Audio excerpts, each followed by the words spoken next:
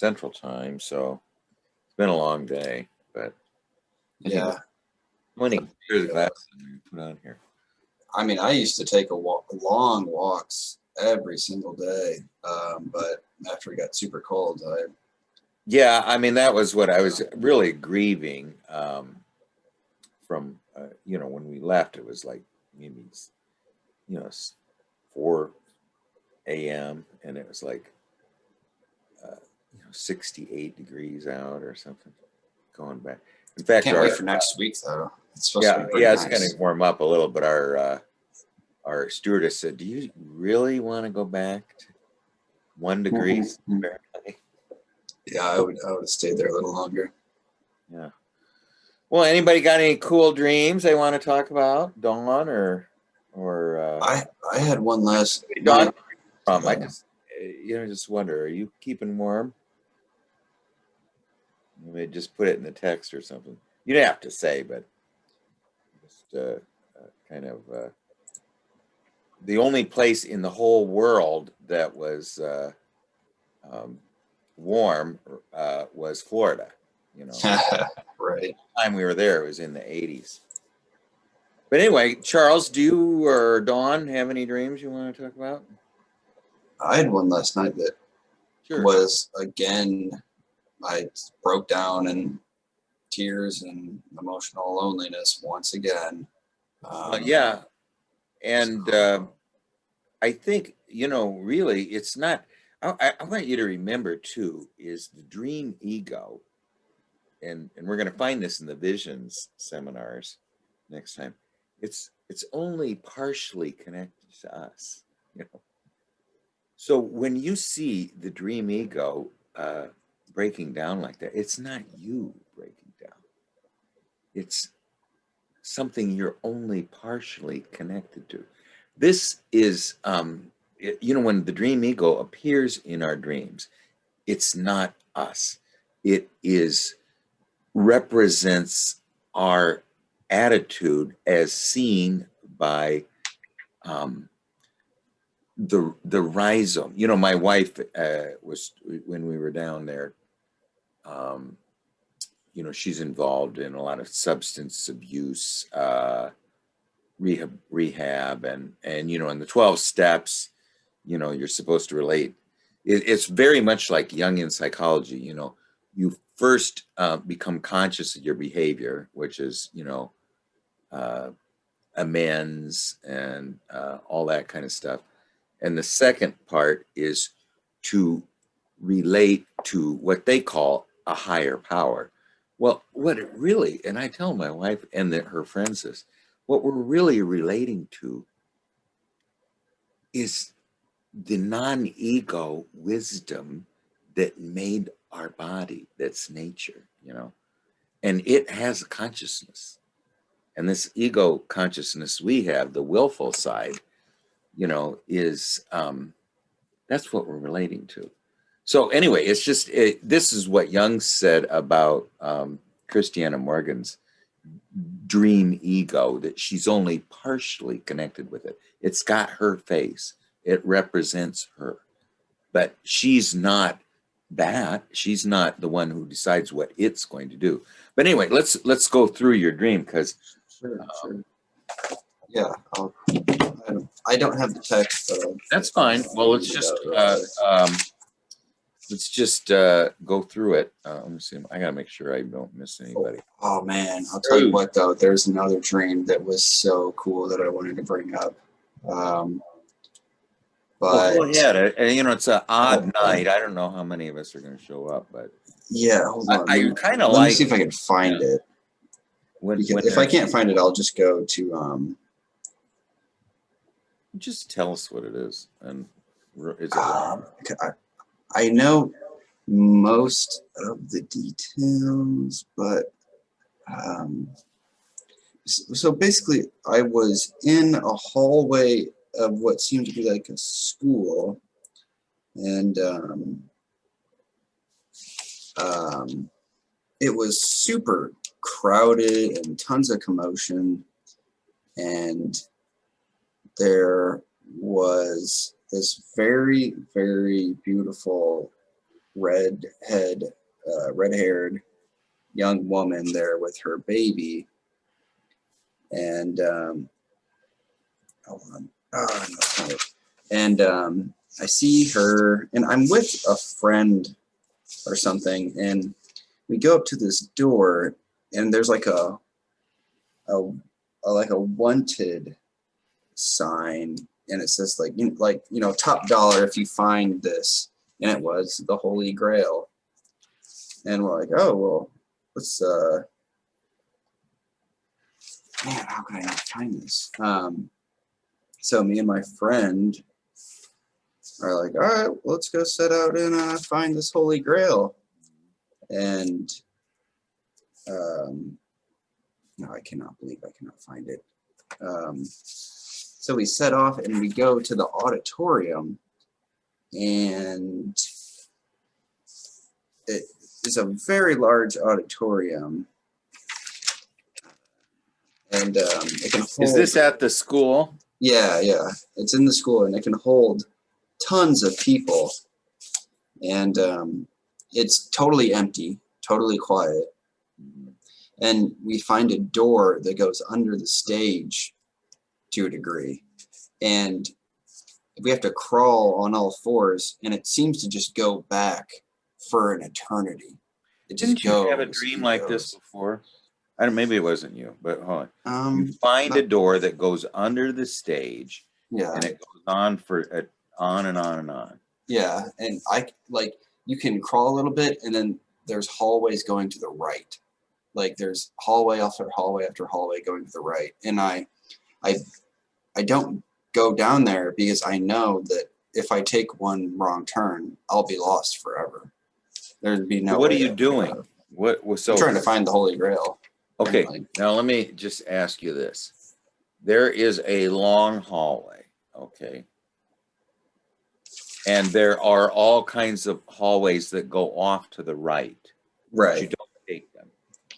I look at the first one. I go down and look at the first one and just instantly realize it's this whole network of hallways is just way too big, and I could get lost in them forever. Okay, so now let me ask you. Is there one straight hallway with lots of hallways that go off to the right? Yeah. Okay. Yeah. That's how it is. Okay. And then, and then that's all I remember. But, well, what about this that you broke down and well, that was a different dream. That was the one I had last night, and okay. Well, see if you can find that one. Roy's yeah, sure. Yeah. I mean, the dream from last night, I know exactly where that is. Well, why don't you find it? I'm going to recap this dream for Roy. We don't have it written down, Roy. They asked us this morning if we were sure we wanted to go back to 1 degree. You want me to send it back to you? What's that? You want me to send it to you? Yes, I would. Okay. Well, I mean, which one? Your dream that you sent? Did you send me a dream? No. What dream were you talking about? Okay. Well, I'm just talking about Charles' dream. What I was saying is our air stewardess, when we left Florida this morning, asked us if we really wanted to go back to 1 degree.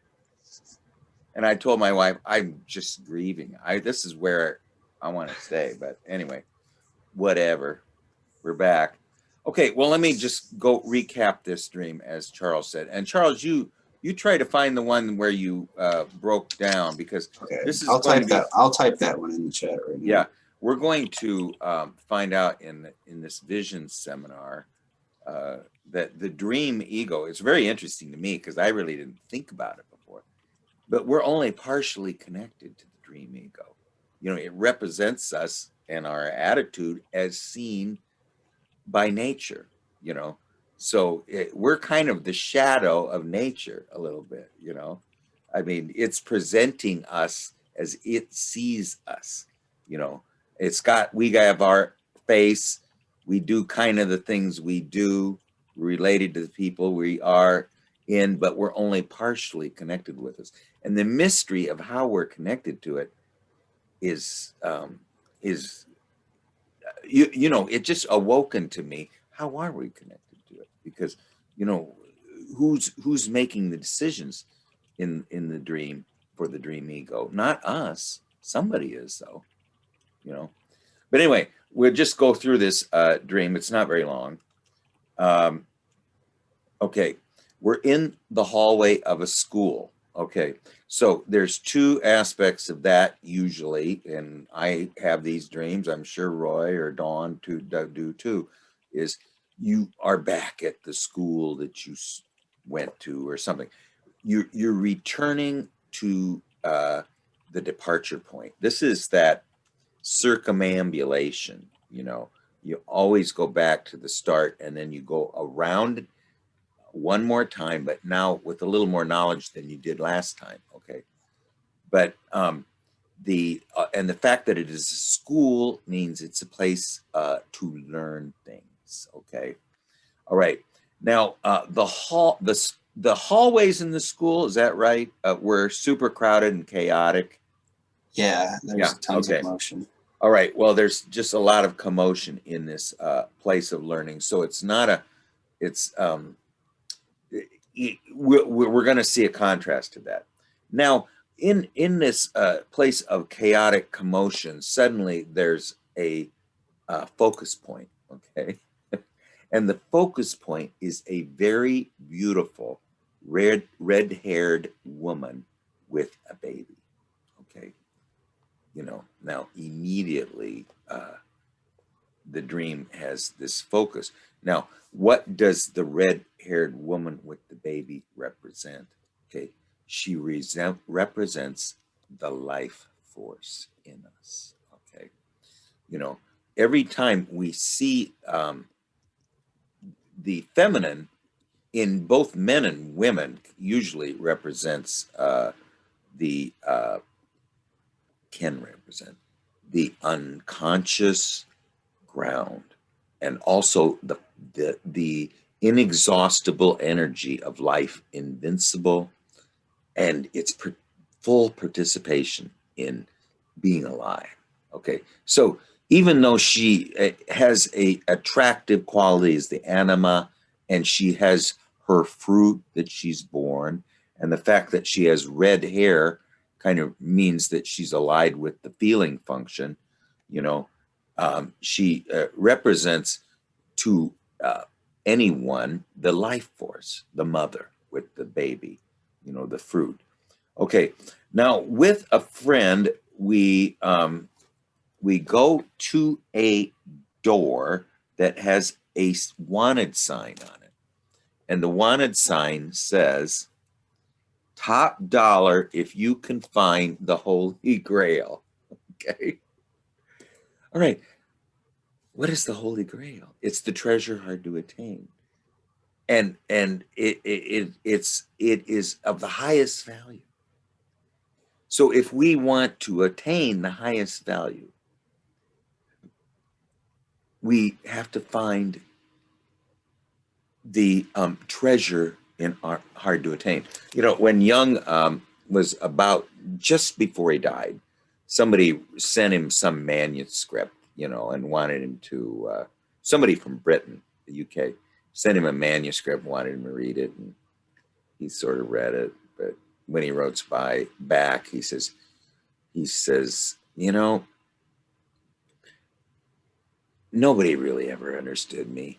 You know, some people got a little bit of this, some people got a little bit of that, but nobody really understood the whole, you know. And he says, all I can really tell people is that they do have a soul, and there is a treasure buried in the field waiting for them. Okay. Now, every one of us, that's what all he can tell any one of us, that we do have a soul. Now, this soul is nature. She's the bridge, or he or she is the bridge to the root out of which we grew, or the ground out of which we grew. And we also were born for a purpose. You know, our root had a flower in it that was to unfold, which is the treasure hard to attain. So, yeah, you know, the highest value for us is always considered to be, now the Holy Grail, you know, was originally a bowl, but it was an empty vessel that was to be filled with ambrosia, you know, the the the the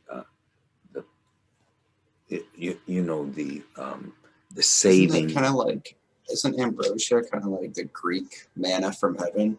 Yes, it is it's the nectar of the gods, the nectar of the psyche. Okay, you know, and it really it represents that once you have drunk it or have infused it and assimilated it, you've been redeemed. I mean, in other words, you created the philosopher's stone. And now it is the third center of consciousness in which you now operate instead of operating with just the ego awareness.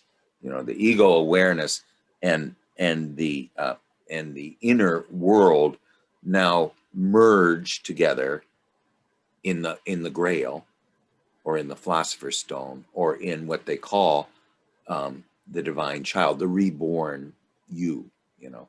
Okay. So anyway, you and your friend find this wanted sign, top dollar if you find the Holy Grail.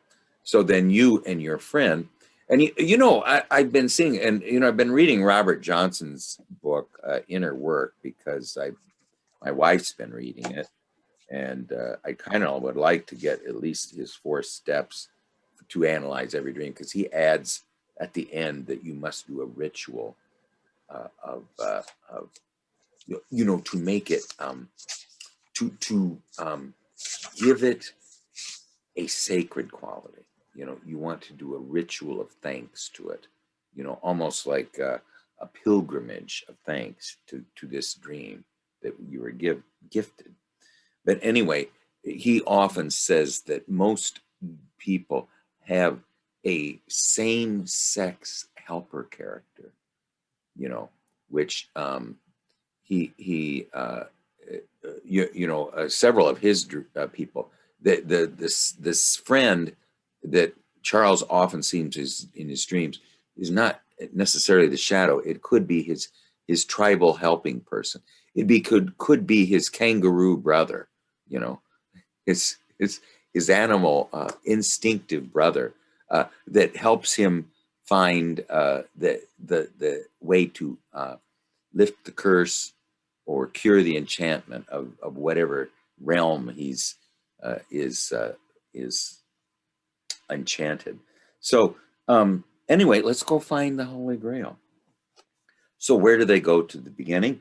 They go to an auditorium, to a great hall, okay, which is completely empty. So they go to the great central hall of the place of learning at the point of the beginning. Okay, that's where they're going to start their journey. You know, is the great sacred hall, or the great hall of the place of learning. They find a something that goes underneath the stage. Now, is it underneath the stage or underneath the seats? It's underneath. It's under it. It is not directly underneath the stage, but if I were to go in there far enough, maybe 20 feet, I would then be under the stage.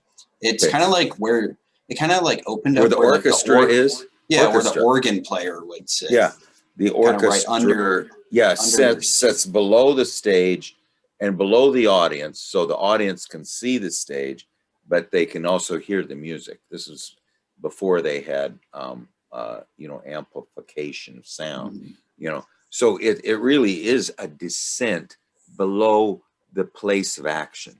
So to find the Holy Grail, the journey starts below in the hall auditorium where things occur, on the field of action, underneath the field of action.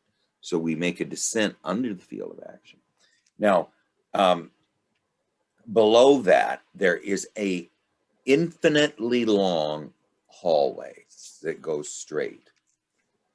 And all along that hallway to the right are places that the dream ego senses will lead him entirely astray. Any move towards consciousness will lead him entirely astray. So he must go straight, you know, in the descent and never make a turn to the right. And so they just keep going on. Now that was the end of the dream. But let me just summarize it again. Okay. So we can just try to focus on the points. We're in the hallway of the place of learning. It's very chaotic. We see a very beautiful red woman, a red-haired woman with a baby. Stop. Okay. That's scene one. Okay. So how does scene one end? We go to the place of learning to start over again. It's the place of the departure. It's the place of learning. The beginning is very chaotic, yet there is the focus that is not chaotic, and that is the anima with her, who is the bridge to wholeness, is there with the feeling functioned hair and the baby. Okay, that's the end of the first part. Okay, so after we've seen this scene from that, the friend appears, the helping friend, and we go towards the door and we see this is the place to attain the treasure, hard to attain. This is the place of redemption. This is the place of the saving principle. Okay, the one that is the fulfillment of our destiny and the fulfillment of our birth. Okay, here it is. We're there. Okay, and it was all symbolized by the appearance of the red-haired woman with the baby at the place of learning. So there is a sign here. This is the place, and it's the place to find the highest value. So the dream ego and the helper friend agree that this is their task. Okay, now they seem to automatically know. Okay, Charles, do you have a point? I finally found the dream written down. Okay, great. I've been Well, looking why for don't it you this put whole it in time. the in text, and let's see how different it is from your memory. Right. Yeah, okay, and but while you're doing that, I'm just going to finish Yeah, what we of course, have. of course. Yeah. So we go find it. We descend again below the field of action in the central hall of the place of learning, and the drama there is that you must go follow the trail and not go off towards consciousness. Okay. Now, you put it in there yet? No, not yet. Okay. I'm typing. My hands Okay, go are ahead. You numb. type it. You type it. That's fine. Roy, do you have any comments? And Dawn, you too. If this was your dream, just type some things you would think while Roy is talking. Go ahead, Roy. While you're describing every tree in the forest, I don't have the dream, and Danger Bird can't fly over this thing. I got lost. You just go into so many details. I lost the context of the dream. So I don't have anything to say right now. I'm a little scrambled. Okay, sure. All right. Well, I'm just going to go over the details real quick. We're in the hallway of the place, in a school. It's chaotic.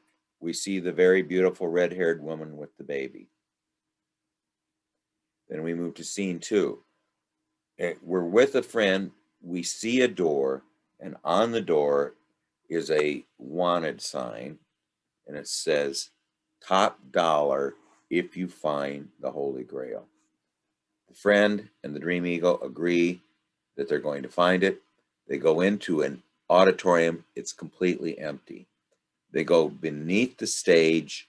They find an infinitely long hallway with all kinds of digressions to the right. They decide that if they took any one of those digressions, they'll go astray. That's the whole dream. Okay. Now, do you have any comments or not? Well, that's totally screwed because he thinks it's outside of him. I mean, he just went past it, and they're just going down corridors or whatever, looking for something outside. I mean, it's totally screwed. Well, what would you have done, do you think, Roy, if this was you and you had seen the red-haired woman with the baby at in the place of learning, and you suddenly saw this one ad, and you at least discovered the passageway that goes under the stage? Now, what do you think would be a good strategy? I would have taken the red-haired lady by the hand and gone over to the cashier's window. Mm-hmm. Mm-hmm. Yeah, well, that's possible. Now, you didn't. So now your second option is, what are you going to do that now that you're, what would you say that the strategy should be for the friend and the dream ego once they went under the stage? You're asking me? Well, yeah. Or Charles? No, you, and then we'll ask Charles. But if I didn't get it, I would go back to the drawing board and start drawing on my dreams, because what else do you have? You know, you got a mystery, so start drawing your treasure maps, and eventually you'll be looking at them one day and have an epiphany. Yeah. Okay. Well, here I did find the discrepancy here, and okay. My hands are still numb from the walk, so I totally messed up a couple sentences in this. But so we were looking. I'm with someone, and we were looking for something, but I forgot what. We see a sign on a door with the Holy Grail on it, and I say, if we can find the Holy Grail, then we can find anything. Mm-hmm. And then we go to the auditorium, and it's absolutely huge. The room seats hundreds and hundreds of people. We go to a door to go under the auditorium, and we crawl in and begin to traverse it, but it's instantly clear that it's so huge and complex, we get lost in it forever. I mean, I like Roy's idea. Yeah, I mean, in Dream, I was very drawn to this woman. It was just very, very chaotic, this situation, and just people all over, noise, running around, just, yeah, I don't know. Okay, well, let me I haven't really amplified this one, but. Well, I first of all, to me, it is a, I don't know. I think it's a absolutely awakening dream. You know, you're in the hectic and chaotic school, so it's the place of learning where you can't learn anything, and it's just there's no focus. You know, there's so many things swirling around that there's nothing. We can't do anything because there's too many things to do. Okay, now suddenly a focus does appear. Okay, in this place where all kinds of things are happening, but there is no hook that is going to transformation. There's just too many things happening, and it's that's what Yogi Berra used to say about a restaurant. Nobody goes there anymore. It's too crowded, you know. So anyway, there is a focus point there, and it's the extremely beautiful young redheaded woman with her baby. Okay, all right. Now that still, it looks like that's the end of scene 1. Okay, so what is the purpose of scene one? That the purpose of scene one is, okay, I had one guy, and this is a guy I have discussed dreams with for a long time. They just go right over his head. You know, I don't know how many times I tell him something, and it absolutely nothing reaches him. And you know, one of his dreams was that he went somewhere, and when he was leaving, he everybody took their shoes off, and when he went to get his shoes, there was about 40 pair there, and they all belonged to him. You know, so he has to pick up, you know, 30, 40 pairs of shoes and walk out with them. He says, I said, that's your problem. You got too many standpoints. Pick one, you know? I mean, it was like Marie-Louise von Franz says, if you want to have the most beautiful, if you're a winemaker and you want to have the most exquisite wine on all your grape arbors, you cut off all the grape vines but one. So that plant, all the sap of the grapevine goes to the one group of grapes, you know. And she said that's what we need to do. You know, we need to get rid of all this, the 10,000 things, and focus on one. So what is the focus of this place of learning where everything's happening?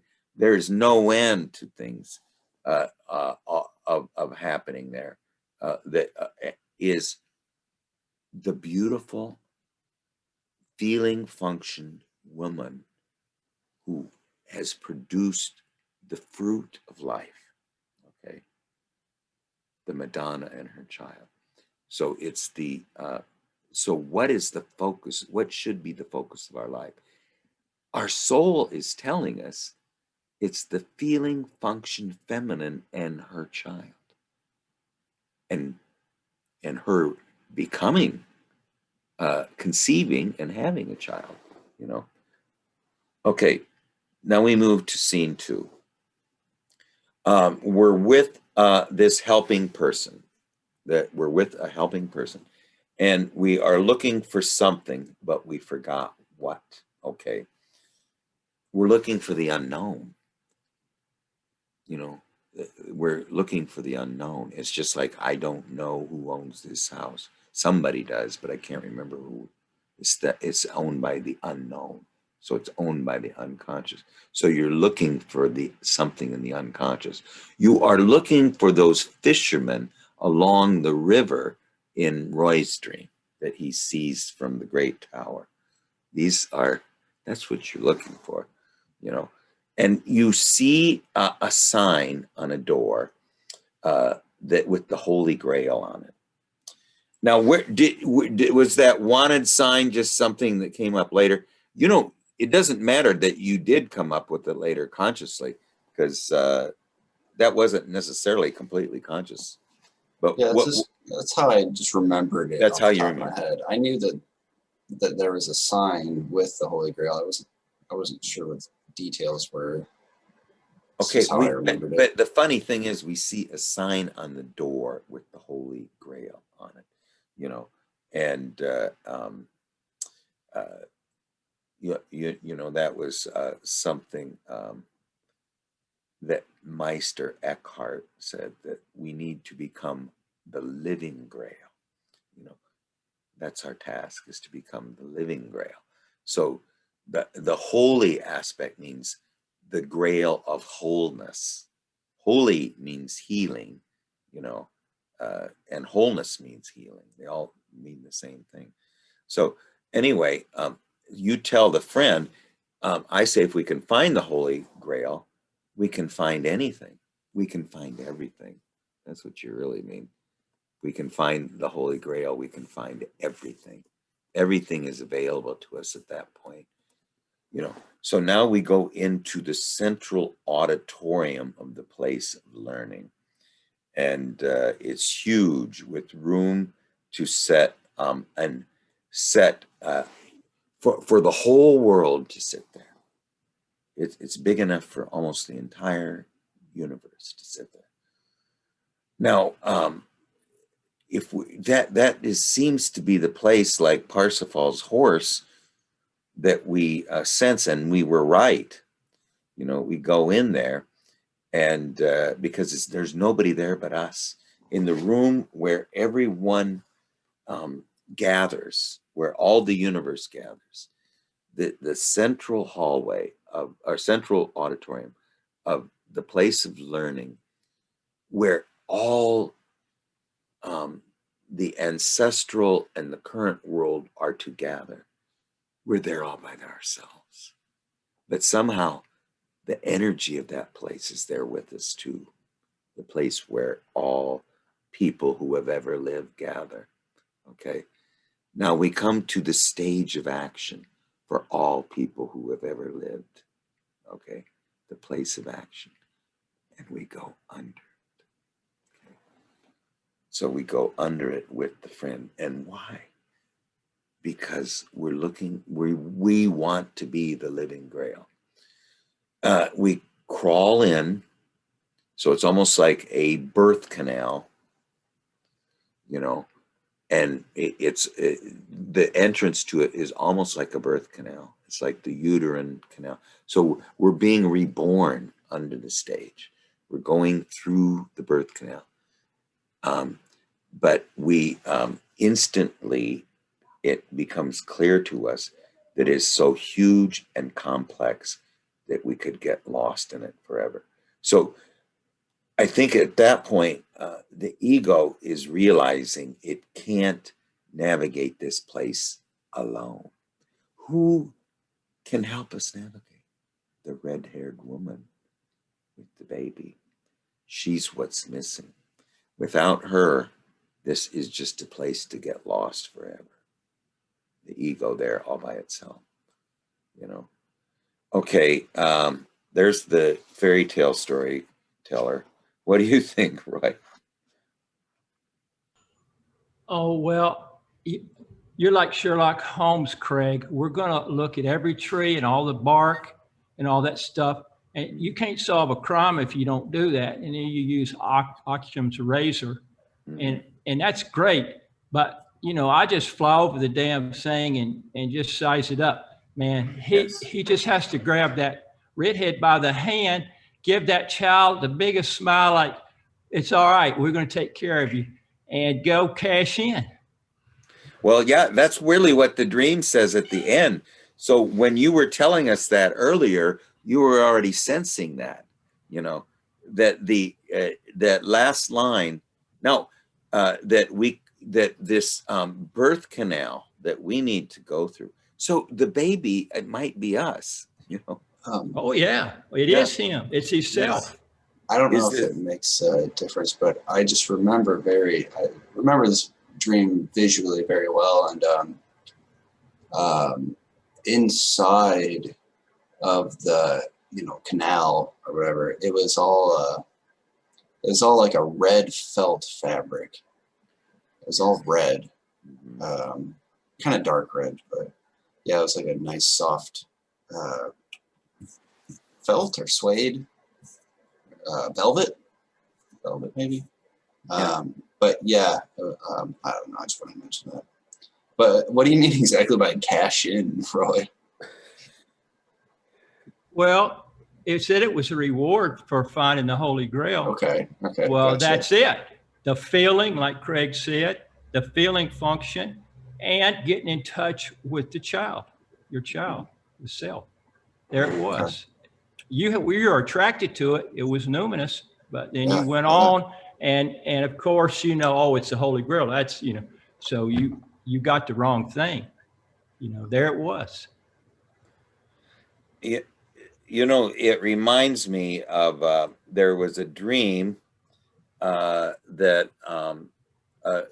Marie-Louise von Franz tells about this hearing of this guy hears a bell, and it just keeps ringing and ringing, and he follows, he wants to know what's making the sound.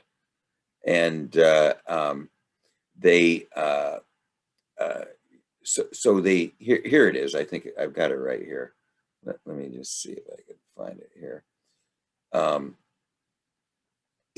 No, this just reminds me of your red canal.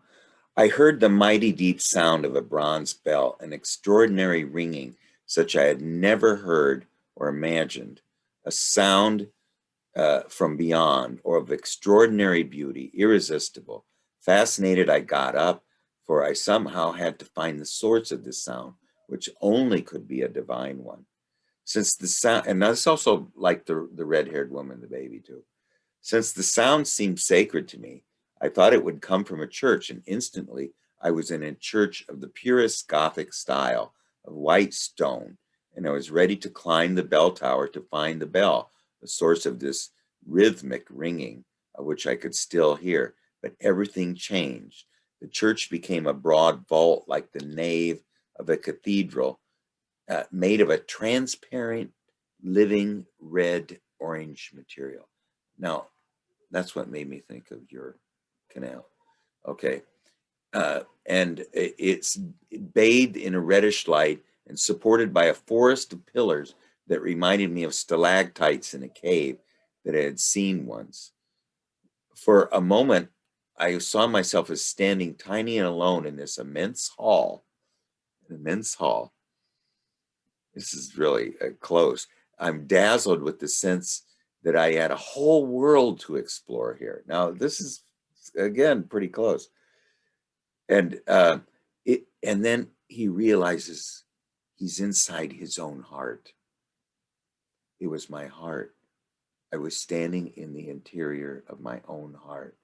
And I realized at this moment that the wonderful bell sound, which I could still hear, was the beating of my own heart.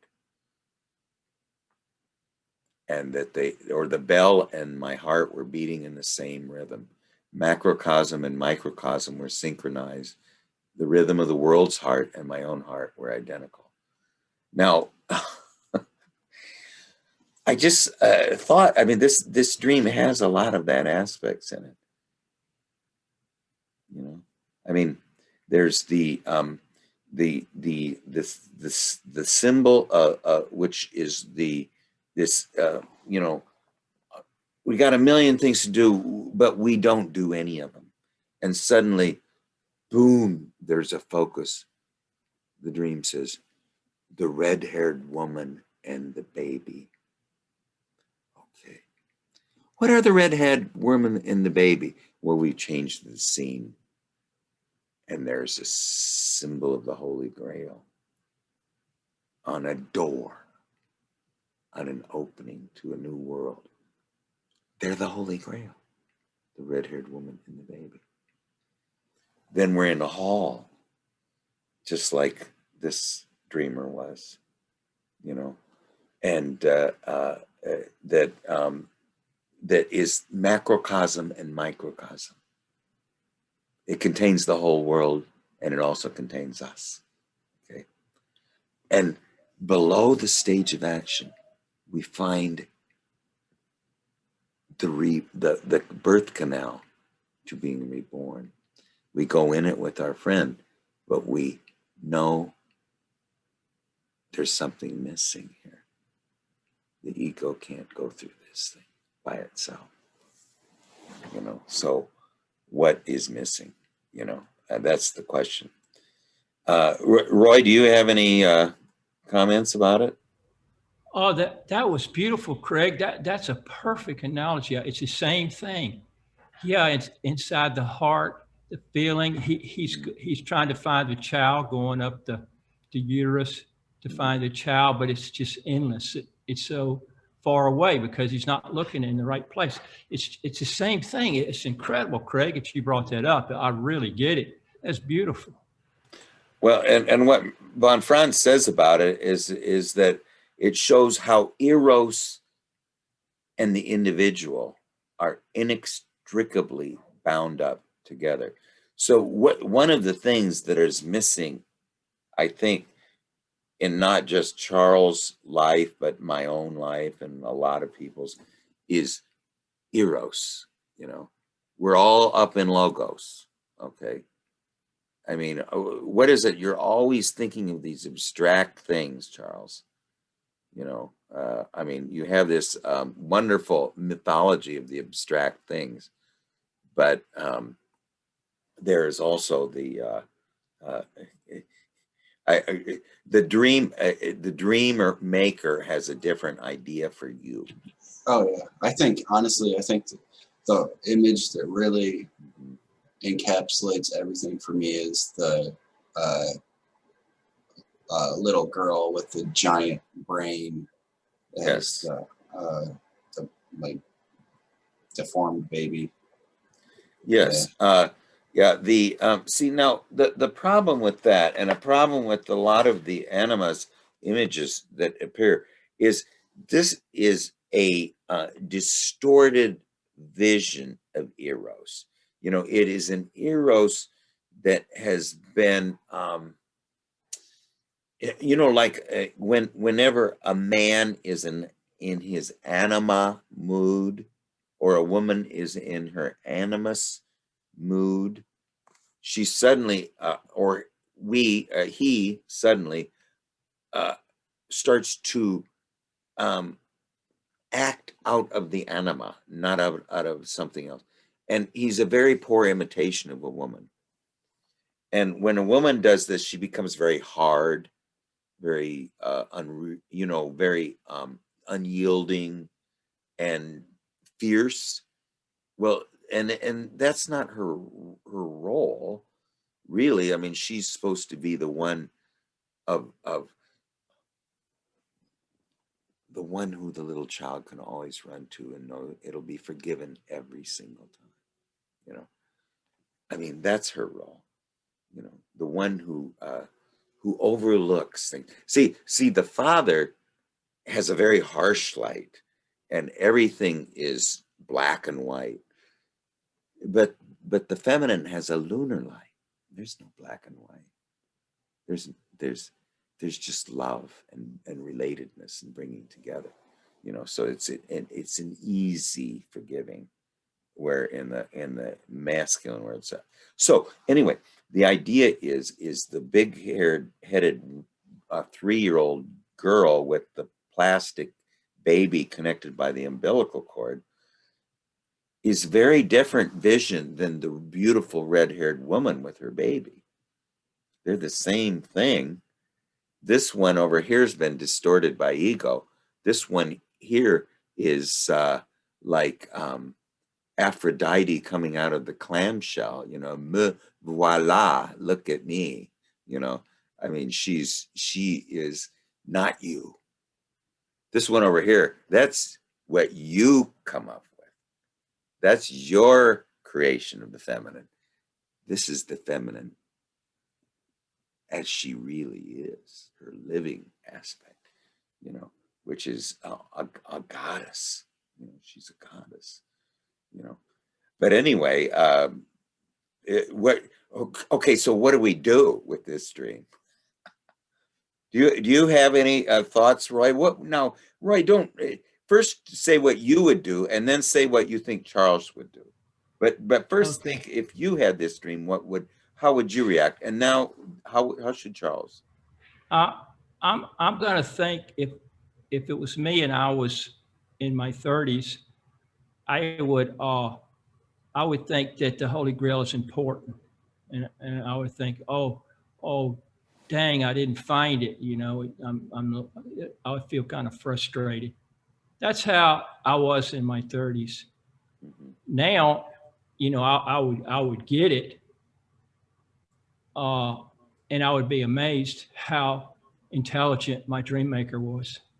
Mhm. I would just be amazed. I would say, can I talk to the dream maker, or is it just do this? It doesn't, it can't, it's not intelligent in a way that you can have a conversation with it, but it's just emanating this objective reality that one day I'll get it. I'll just be resonating the same frequency. And I'll get it, and that's what it does.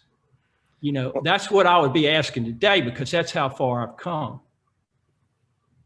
You said something very beautiful last week, Roy, about the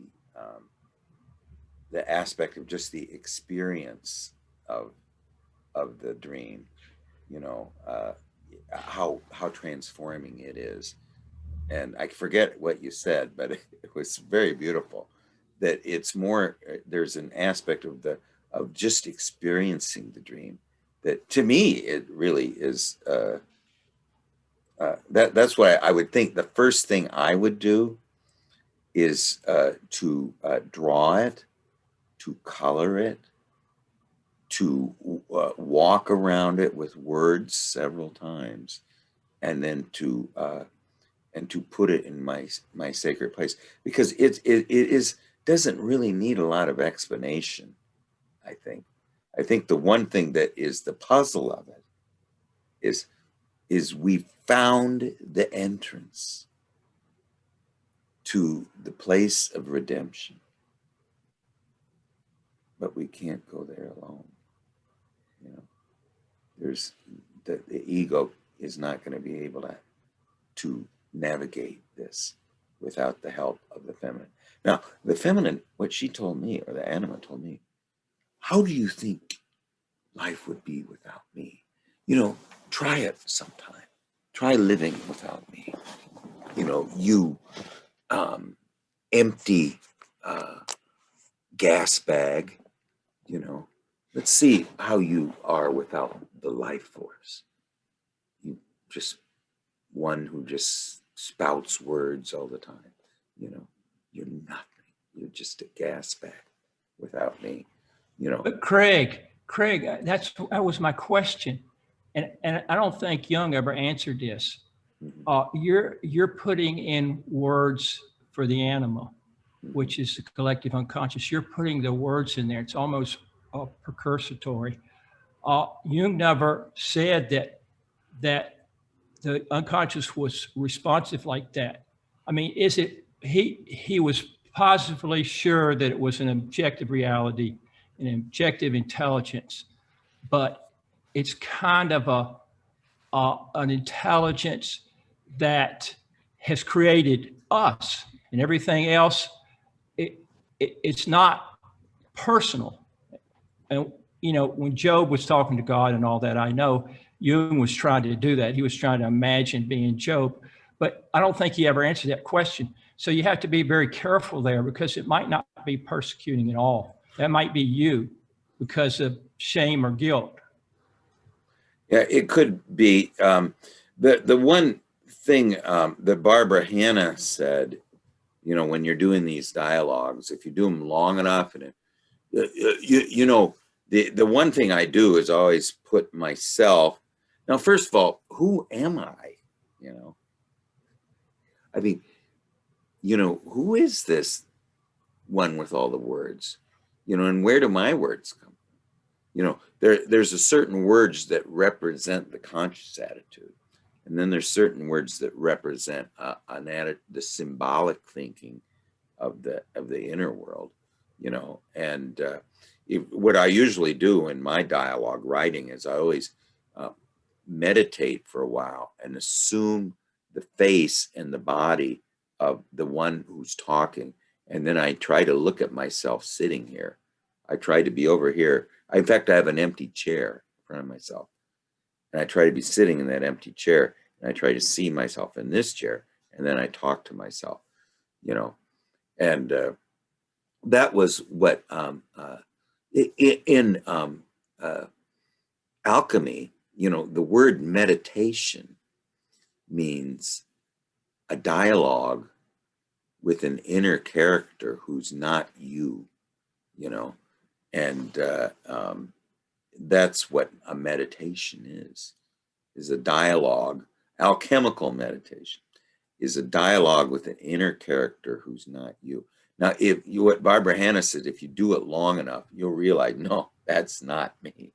It could not be. I would never say. But Craig, you're saying that something is not you is making derogatory remarks about you.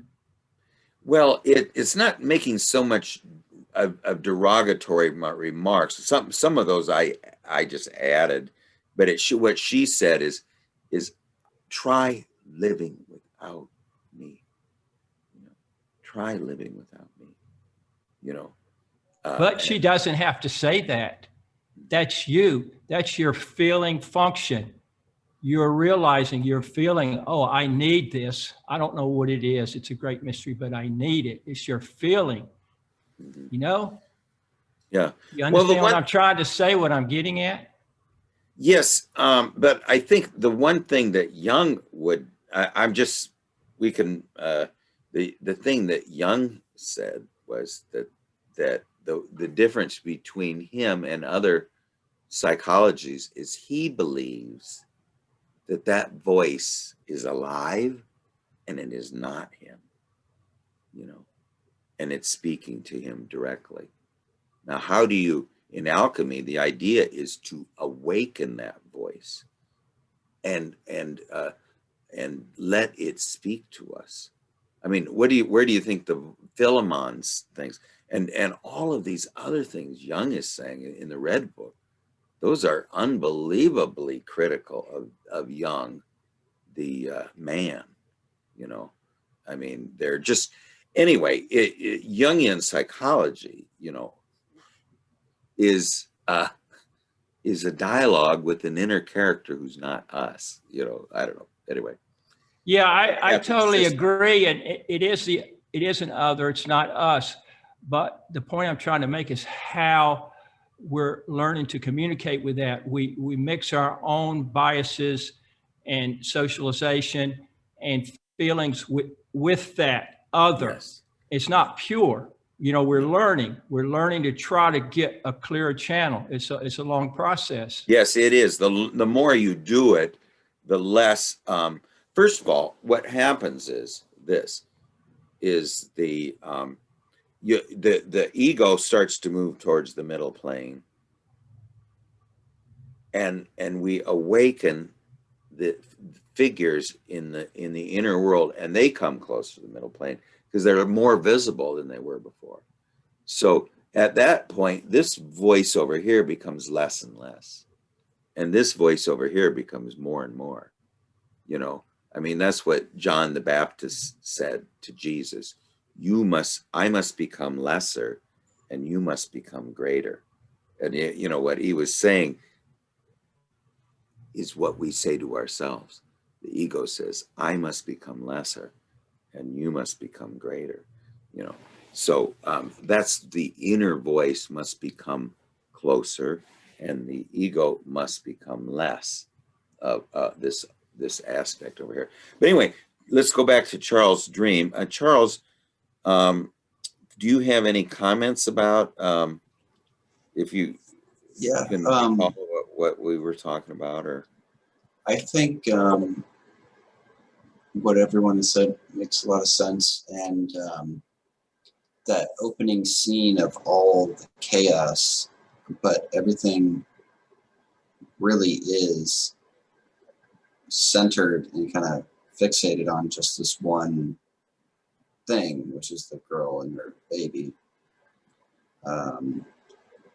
And, you know, it's almost like I didn't even realize that was the focal point. I thought that, that I had missed something in all the chaos and confusion. But no, it seems that was not the case. And though I did have someone with me to go look for the Holy Grail, it was not the right person, apparently. And, well, you know, it isn't the right person. That's what we're finding out when we get there, because it's too easy to get lost there. And the thing is, because we don't have the appropriate guide, you know. Yeah, I you know, it would it's like I need someone that knows the layout of it.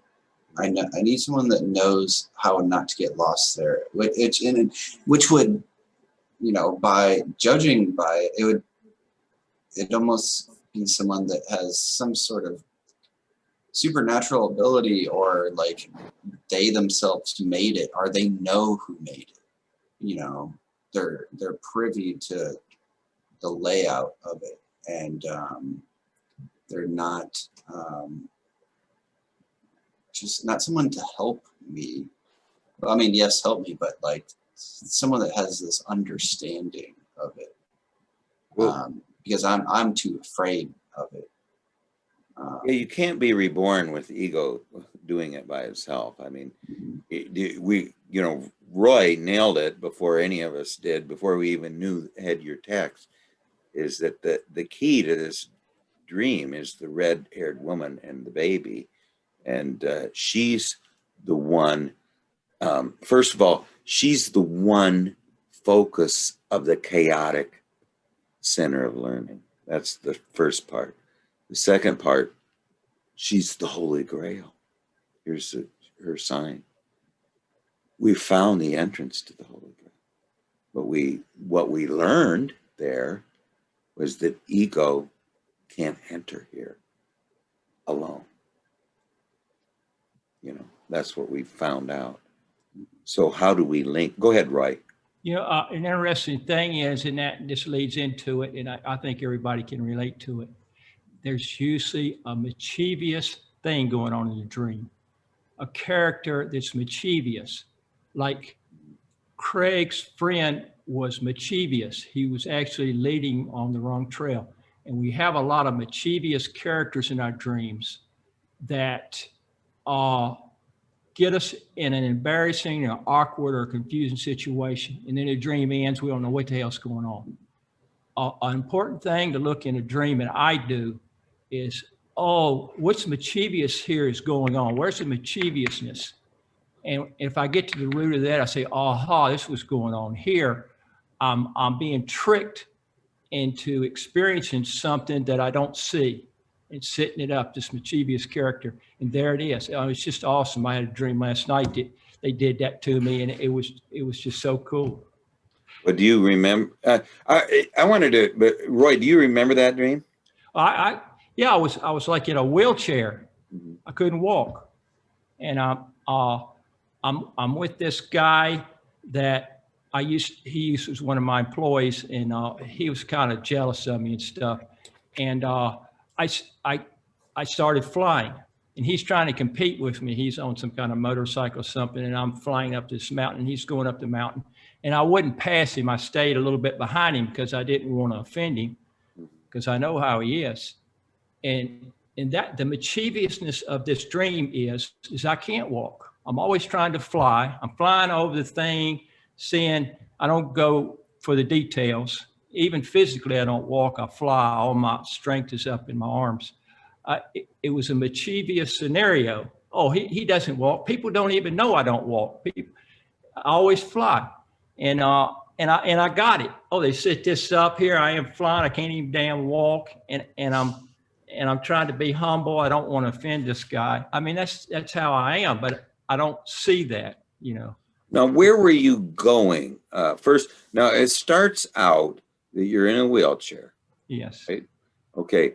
Now, a competitor comes up, and how did this sort of chase start again? Okay, I'm like in a field in a wheelchair, and this competitor's like on a motorbike or something. So he doesn't see me. I guess you're in a wheelchair, you're kind of low and the grass is high, and then all of a sudden he sees me. But when he does, I'm flying. Okay, and he saw. What did he see you in the wheelchair before? No, he doesn't know I'm in a wheelchair. Nobody Okay. does. You don't even know I'm in a wheelchair. Okay. That's the point. That's the mischievous part of the thing. Okay. And so he thinks that he doesn't know that I can't walk, and that's why I'm flying. Nobody else knows that either. Nobody knows why I'm flying. I'm flying because I can't walk. Okay. But you think if you could fly, you'd have a lot of you'd have a lot of ego. You would be an egoist. I can fly, you can't. But I didn't want to pass him, because he was really macho, and I let him stay in the lead with a motorcycle, and I just kind of flew a little bit behind him up this mountain. Okay, so let me just say this, is that, let me just add some things, and you tell me what you think. What happens is that what the psychic method of navigating through flying has tremendous power, and it has more power than the you know, there is an aspect of you, Roy, to me, that shows up in your dreams that I don't see in anybody else's, that you come a hell of a long way. I mean, the dream ego in your dreams, I mean, you were flying into the field where the shoe-billed stork was. Remember? Oh yeah. You came down there. Now this is a completely different way of being than when I would have flying dreams, because my flying dreams were showing how immature I was. You know, your flying dreams is showing a great maturity. You know, something that you have transcended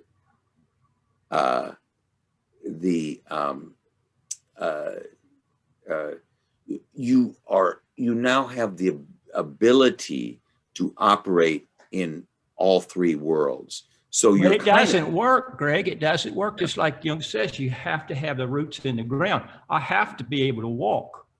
Yes. You know, I'm learning to walk. Maybe everybody else is learning to fly, but I'm learning to walk. And that's the humor of the dream. You come down to the earth, and then you learn to walk. So now let's just go through the other aspect. So now where was the competition going towards? Where was the finish line? The competition was like just being macho. Okay. Oh, I'm a real hot motorcycle rider. You know, I'm real macho. You know how they are. They can do wheelies and all that. Oh, you think you're hot? Look at me. I can fly. I didn't want to aggravate him, but since I can't walk, that's all I could do. So I just kind of stayed behind him. Aren't you just toying with him a little bit? It looks like I'm toying with him, but what I was really doing was I didn't want to aggravate him. Okay. I mean, he's the way that he is. Why do I need to aggravate him? You know, he's so the you way weren't that he is. Playing games with him. No, I wasn't playing games at all. I was serious. Yeah, I can't help who I am, and he can't help who he is. So there was some kind of trying to find a middle ground with this character. Mm-hmm. Yeah, mm-hmm. And it was to well, it reminds me of Robert Johnson's dream, because you know that's in this book, Inner Work. You know, where there is a snake chasing him, and it's going faster and faster, and it's finally able to overtake him, and he just goes like this, and the snake just puts its head through the circle that he makes, and that's all it wanted to do. Now in this case, it is sort of not like the snake chasing you, but you're chasing the snake, or just riding along with the snake, or going along. I mean, there's this aspect of this kind of I don't know, what would you call it? See, the thing is, now the snake is not pursuing you in this dream. You see, the snake is trying to outdo you, but you are trying to find a middle ground with the snake by just mirroring its movements. But you're mirroring its movements with, remember how Charles was able to, was given the power of the train going around his head, is able to create the image, you know, and I think you've been given the almost a luminous. This reminds me of where you know, you knew you could step into the landscape like Christiana Morgan did, You know, there is an aspect of your dreams of first of all, the dream ego is very unusual in your dreams. And secondly, there's a slightly luminous character, or what do they call that? Lucid. There is a slightly lucid character to your dreams where you can almost step into your own dream just a little bit, maybe not too much, but a little bit. So then now what is the was there any conclusion to the dream? No, the conclusion of the dream was I can't walk. That's why Okay. I fly all the time. Okay. So now can you, what are the pros and cons of that? Well, the pros of that is you can have an overview. Yes, an overview. That's the pro. Mm-hmm. But the con is you can't see the details, and it's a lot more details in walking. That's one of the most complex things there is. See, most animals, they're on all fours. It's very complex to walk on 2 feet. Very complex. Now, can you remind us of you were driving along and you pull your work truck over, right? Yes, I was going cross country on an 18-wheeler, and I remembered Christina Morgan say when you see a landscape, you just stop and walk into it. I mean, like just go into it. So I parked my truck, and I walked into it. Now, what did like you she do said. there? What did you do there? I can't remember. I shut the truck down. I'm walking into the landscape, and instead of just being, nobody here's had years of driving an 18-wheeler cross country. Everything just becomes boring. You're on Interstate 10 going across Texas and all that stuff. You don't really notice anything anymore. It's just all a blur. But when I shut the truck off and I started walking in the landscape, it all changed. Instead of being like desert or whatever, barren, it became lots of flowers and plants and things growing. So it began to flower. I started up the hillside like a mountain, a ridge. I started up a ridge where there was a row of green wheat. Yeah, a young wheat. So yes. this is the holy of holies. The young wheat. I mean, this is what in the Eleusinian mysteries is what is displayed. Look at the young wheat. I mean, somehow. And it told me, I don't know how, it said, you can't go beyond this. This is your limit going east. So then I had to go back down the ridge. Yeah. And now let's just apply that a little bit to this dream. The pros are that you have an overview. The cons are you can't see the details. Now, in that dream, you were flying across I-10 Texas in the 18-wheeler, and you did stop and go look at the details, and they immediately became the Holy Grail. Mm-hmm. I mean, they flowered. So alive. So everything became alive. And not only that, but you saw the place of birth, the east, and you saw the place of resolution, the west gate too. So you experienced both. And now you followed the river. Can you refresh our memory? Yeah, then I go down the ridge to the river, and I'm at a bend in the river, and this like a wild goose, like a Canadian geese or something, is landing on the water. And this big fish comes up, the gold and black fish comes up and swallows the goose. Yeah, and so the unconscious assimilates your flying. Oh, that's good. I didn't think about that. Yeah, it did take that flying creature. I was just shocked. Yeah. Whoa.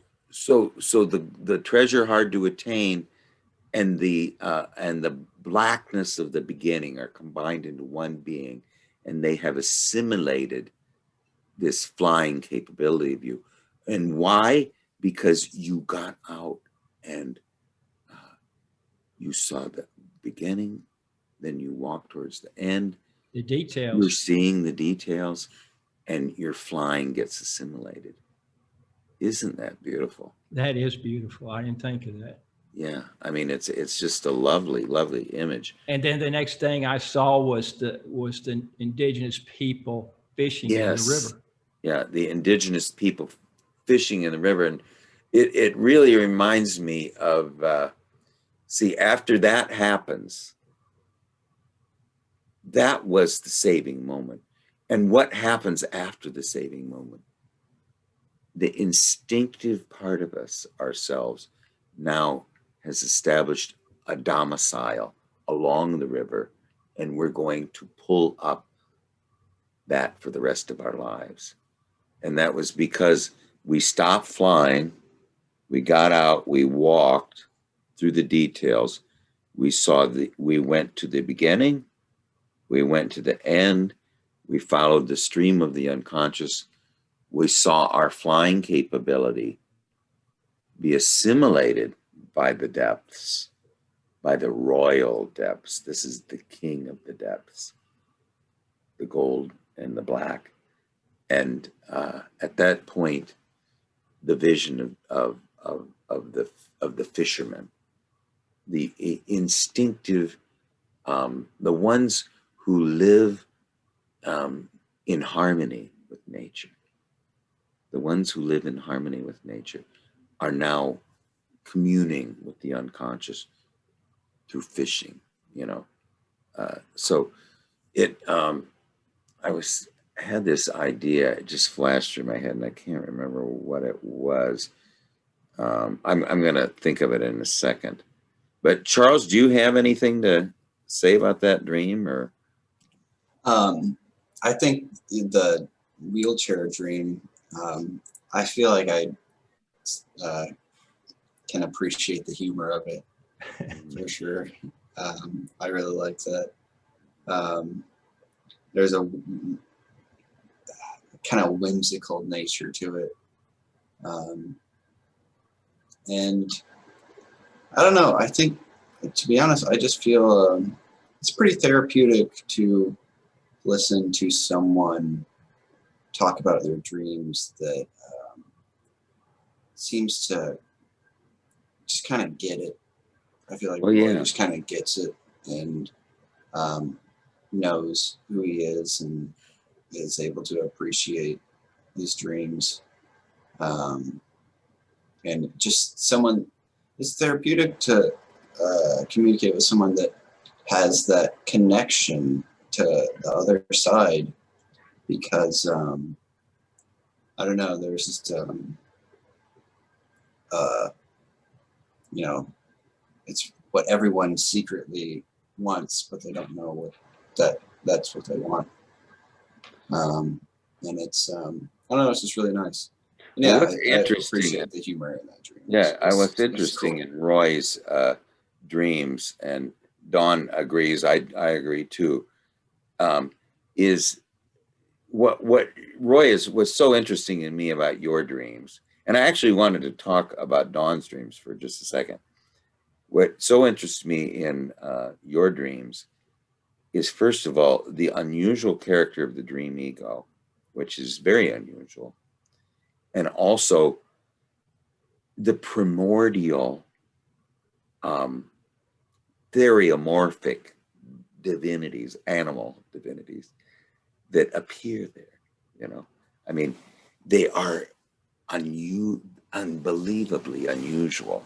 So, I mean, your dream maker is not going to just show you, you know, a blackbird came. No, it's not a blackbird. Mm-hmm. It's the shoe-billed stork. Now, how it would pick up the shoe-billed stork is amazing to me. Just absolutely amazing, you know. But yeah, I say it's related to those African critters that are, what did you call it, theriomorphic representations of my shadow. Yes. You know, the rhino, the hippo, you know, the shoe-billed stork, they're all in Africa. They are interrelated in the same environment that they occupy. Yeah, you know, and I'm, you know, the therapeutic part of your dream, and I wish Patricia had stayed because she had a very therapeutic dream, Oh yeah. you know, but I think she just was a one-off, but it was a nice dream. It You know, isn't a day that doesn't go by that I don't meditate on her dream. It's so calming and relaxing. yes, I think it's going to stick with me the rest of my life. I know the ego boat goes off to the left, the boat with the 8 women goes to the north, and then now our dream ego and her daughter and the 2 monks whose faces we don't see Oh, wow. are going under the stage. And the drawing she did. Oh, wow. Yeah, it's absolutely beautiful, you know. Yeah. So there is this there. I mean, it's therapeutic for all of us. I was just going to say, Dawn, I've been reviewing some of your dreams. If you have a dream that you want to bring to the thing, I think one thing we might want to do, and I'll try to do it just with us, and maybe Gary and Tim, is to, yeah, go ahead and put your dream in there, or email it to me, is to look at the dream series that we have thus far from you, because your dreams, I'm just saying, each one of them were so, you just wait till I get a list of, because I was reading about the night circus, and then there was the one of of falling off the roller coaster after we went through the black barrier, and there was a couple other ones that I think we need to look at the whole series, you know. But anyway, you're thinking they're cold and bland and colorless, but let's look at them, because you know, sometimes I say that about my own dreams, you know. Okay, well, let me let's here it is. Let's just look through it. Now, Charles, we were going to look at your dream too, but why don't you at least send it to us? Did Yeah, you that's send okay. I saved the text of it, so I have it for whenever. Yeah, okay, well, we'll try to do that Monday. But let's at least, we don't have much time, but let's go through, at least talk about, or just go through. Yeah, it's, I'll tell you, this, I like it sometimes when it's just a couple of us, because it goes pretty well. I mean, that little discussion here we had just a second ago was great. Okay, let's see. This is an older dream. It's about a year ago. And it's one of the dreams of the series of the dreams. Now you had the one with the blue too, so you're identifying colors with your dreams. You know, the one with the blue. No, let's go through yours. We just did one of Charles, and we'll do the other one Monday, because we don't have enough time even for Charles' dream. So we'll do both you and Charles' dream Monday, and we might then also review Roy's dream a little bit too. But you know, Roy, don't you think that this dream kind of explained that dream about the going down to the river, you know? And it might even. Oh yeah. Oh, Yeah. it ties in. I didn't think about that until you brought it up. We hit on it. Yeah, that's I didn't interesting. know either. Yeah, what a connection. What brought a connection to me. But anyway, so this is an older dream. We just dreamt about the that was your dream, Dawn, wasn't it? Ishtar with the blueness coming out her mouth. Yeah. So a person has brought me into his office. He reminds me kind of like a mob boss. So he's sort of this very mysterious Putin-like character, you know. And he has had me brought to him because the person that was supposed to be helping me is absent. Okay, so the unknown person who is supposed to give us help is missing. So now we're going to sort of this seemingly dark figure, okay? And he is off driving around town in his nice car, and he's abandoned me, and he was attractive type to me. So this figure, the attractive figure that could possibly have saved us or helped us, has abandoned the dream ego. You know, has just left it defenseless, let's say. And so now the dream ego has to fend for itself, because its protector and hero that could help her, you know, its knight and her knight in shining armor is missing. Okay. So this evil king, you know, calls me into his office, and the boss has him show me something that I need to see.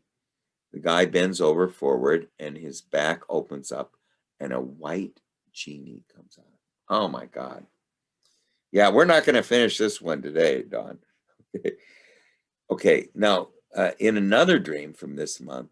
So anyway, that's that first dream. Okay, so that's going to be interesting. So anyway, now I'm not exactly sure of the people in this dream. Let's just try to go over them again. A person has brought me to his office. He reminds me of kind of like a mob boss. So he is the mob boss. So the mob boss brings us to his office. He has had me brought to him because the person that was supposed to be helping me is absent. He's off driving around town, his nice car, and he's abandoned me. So the knight in shining armor has abandoned me. He was attractive. Now, is the boss calling the attractive guy? Or the boss calls him and has him come to me in his office? So is the boss calling the one who abandoned you? Yeah, he calls him while he's driving in his car, tells him Okay. to come where I am. All right, great. So the boss calls him and has him come to me in his office. So now he's abandoned you. So now the mob boss doesn't appear so sinister. He has this person who abandoned us come to the office. The boss has him show me something that I need to see. The guy, oh my God, so beautiful. So the guy bends over forward, and his back opens up, and a white genie comes out of him. Now this, you call your dream series of your dreams of white. So the genie, you know, is sort of a one who is going to let's say is going to possibly allow us a quantum leap, you know, that we couldn't achieve otherwise. Charles, do you have any comments about this dream? We'll consider it in more detail later. Yeah, I'm trying to imagine it. I'm trying to get the images, and to, you know, think about it visually, and I can't really formulate anything right now, but it's, yeah, I'm still chewing on it. I'm telling you, when I write this down, it's what I usually do is write down each part and then write something on it. But I see something forming here. I can't say much about it yet. Roy, what do you think? I'm still kind of confused. Okay, there's two male figures here. One of them is obviously the mob boss, but I don't understand who the other guy is. Let me try to tell it, Dawn, and you tell me if I'm wrong, and then Roy, why don't you comment? Okay. Okay. The mob boss has brought me to his office, and he has brought me there because because there was a person that was supposed to be helping me, and that person is absent. He was supposed to be looking over me. Was supposed to be looking over you, and he's gone. So even though he is a mob boss, he's helping us. Okay. And what he's trying to do is solve the problem of the person who's supposed to be looking over you has abandoned you. Okay. And instead of looking over you, your soul, or so this is almost like the self is telling the soul who's abandoned us, wants to know what's going on. Okay. The wise old man wants to know why the soul has abandoned us. Okay. The one who's supposed to be overlooking us, he's out having a good time by himself. You know, he's sort of like with Anna Marjula, you know, where the animus marries the shadow. Okay. Anyway, he's not helping out the dream ego anymore. I mean, that's his job. Okay. He's our animus.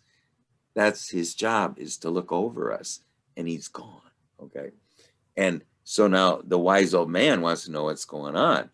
So the wise old man brings us to the wise old man's office, and the wise old man calls the animus and says, you need to come in here. Okay. So then the animus comes to the wise old man's office. So now there is the wise old man, the animus, and the dream ego. Okay. And then the animus bends over, his back opens up, and the white genie comes out of it. Okay. Okay, now, can you say anything about any of your perceptions of who a white genie would be? Just, can you help us out on that? I mean, when you think of, let's say you saw a white genie, what does that mean to you personally?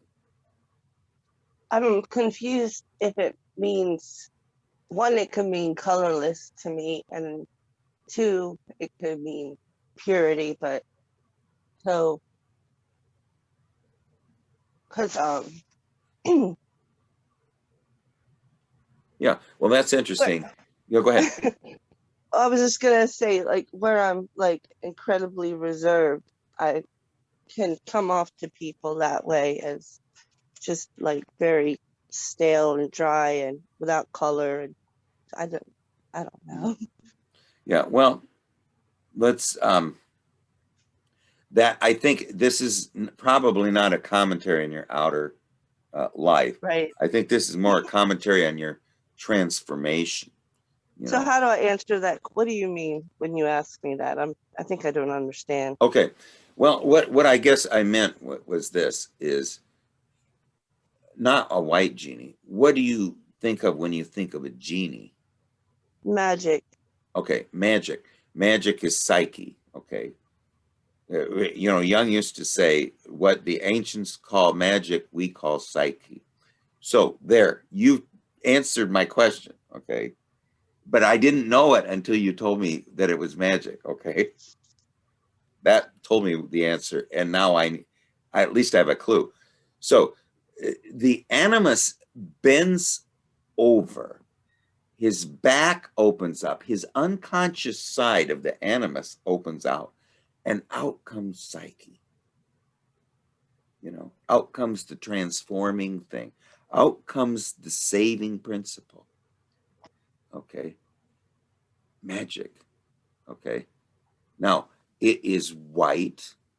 Okay. It is the color of the masculine realms, the white logos. So it is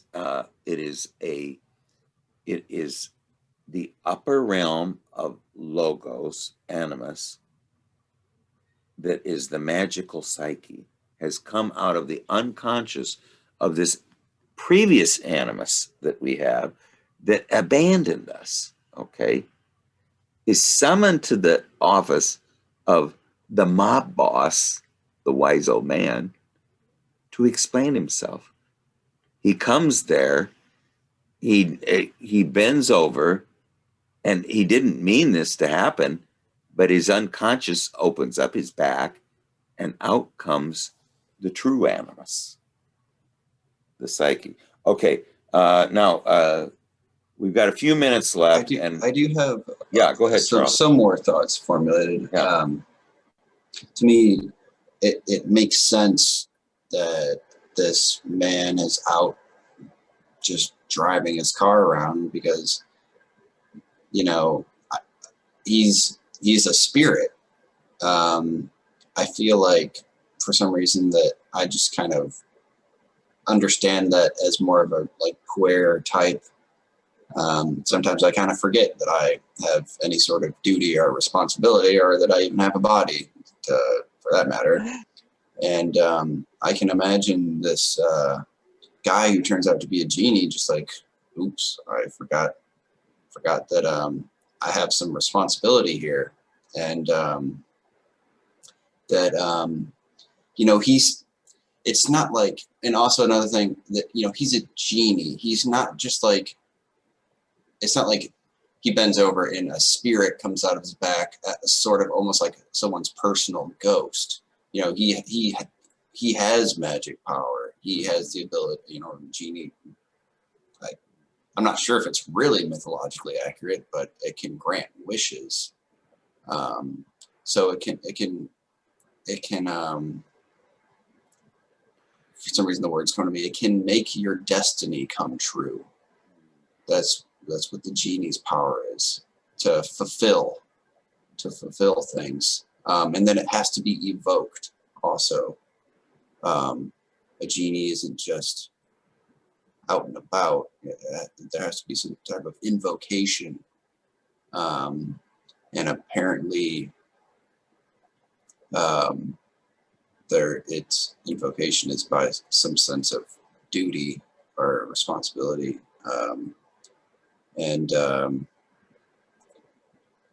I think the fact that the genie's white is just almost, it makes me think that it's just to mark that it's pure spirit, not that it has anything to do with emotion or anything to do with intellect or fearing or feeling.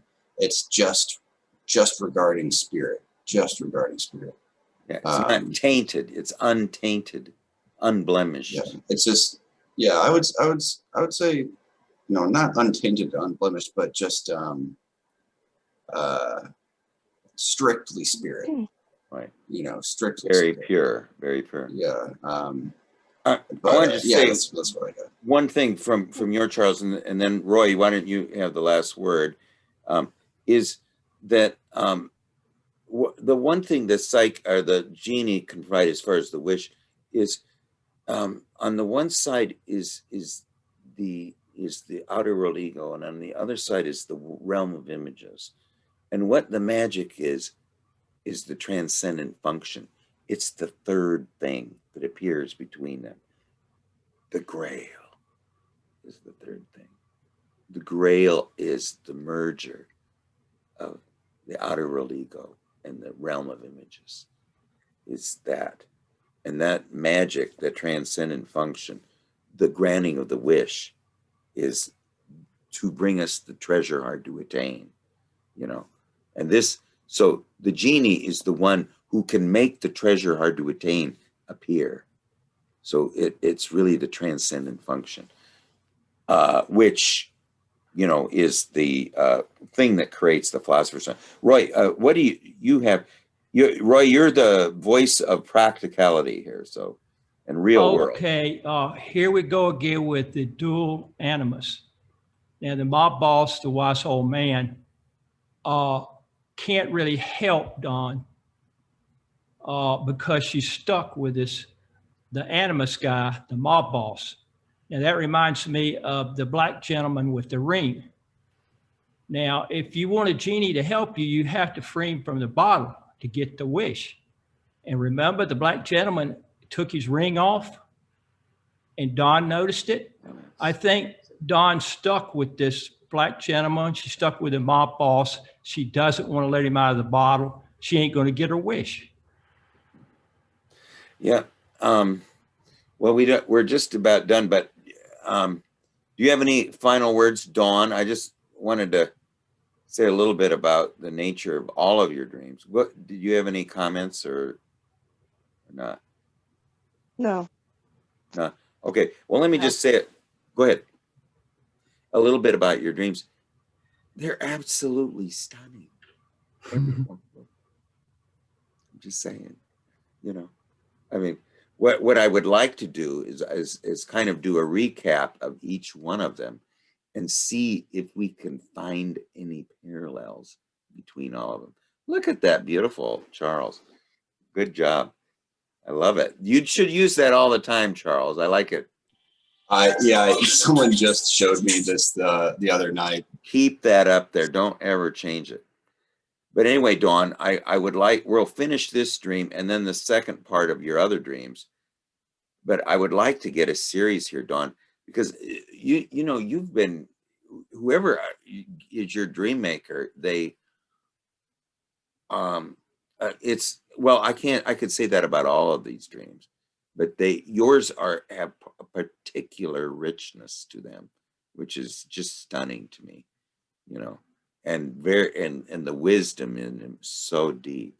But anyway, we will, Charles, if you can send your dream, we're going to finish with, we'll finish with Dawn's, try to give a little bit of a recap of the dreams that we've had so far from Dawn, and then we'll go into this dream, and hopefully we'll have a few more thoughts on Roy's dream too. So anyway, well, thank you everybody for coming on a Thursday. Sorry I missed yesterday, but Dawn, did you have anything to add or Nope, not? just good night. Okay, good night. Well, thank you so much, Dawn, and we'll keep hacking away at these. We'll see you guys Monday. Okay, bye now.